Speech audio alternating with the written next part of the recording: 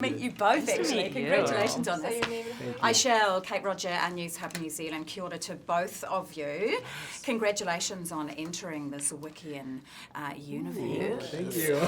It's a very special one, and the code and the etiquette and the language of this world, it's very, very delectable. What was it like, and how special was it?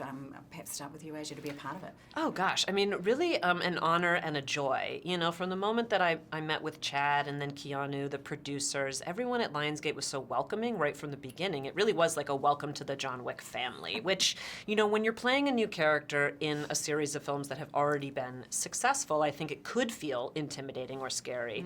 But because of the welcoming environment that was created, it actually just was a real joy and really fun to play a character that helps take audiences deeper into this world. You know, we get to learn more about the Continental Hotel, the High Table, and we go deeper into the mythology and the philosophy of what's really at the heart of this film, which is a man who is fighting for his life and fighting to reconcile the fact that he has lost the most important things, and so what kind of life can he live, and how will he get there, you know? And I'm sure you'd agree with this, Mark. You bring an extraordinarily sort of elegant potency to this role. How did you immediately tap into the inner beat of the adjudicator? Oh gosh.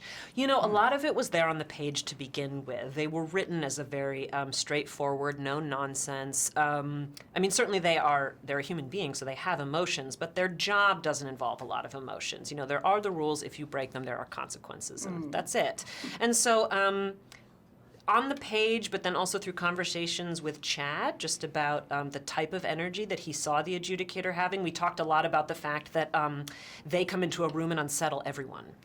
And we both loved the idea that it is a quiet power that they have, a quiet confidence, a quiet intensity that you'd think might undermine their power, but actually it elevates their power. And you see them unsettle people like Winston, like John Wick, who you think can't be unsettled. And that was really fun. And then the added layer of the costume design by Luca Mosca. You know, the adjudicator is wearing primarily vintage Thierry Mugler, which is, you know, European, high fashion, high femme, and it was that final element that allowed me to really slip into the character. Now, would you agree? There's two sides of the coin with you, and can I thank you as a fan and an audience member? We get to kind of channel our inner fangirls and boys with your character. How challenging was it, though? Because you got to kick ass, and then you're a little bit of both. How challenging is that? Well, thank you. You know, it was actually quite easy and organic, because the feelings that Zero has for John Wick are very similar to the feelings Mark has for Keanu. I've been a fan of Keanu's for years. So just to put that into the skin of Zero, you know, felt like a very fluid transition. What is it?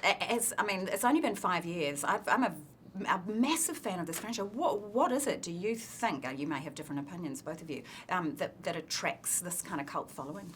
Well, at the heart of it, I think it's a human story. You know, it's a person dealing with loss of life, of a loved one, of things. He loves animals, and then the diversity of the film across the board.